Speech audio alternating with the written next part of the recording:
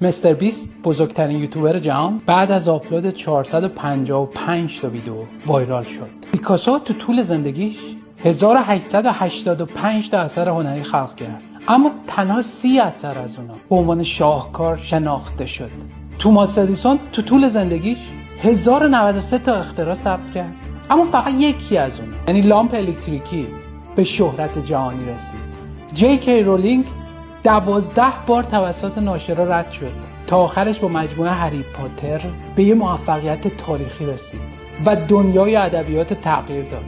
والت دیزنی برای گرفتن سرمایه برای ساخت دیزنیلند بیش از 300 بار درخواست داد و هر بار جواب رد شد، ولی امروز اسمش نماد رویا پردازیه.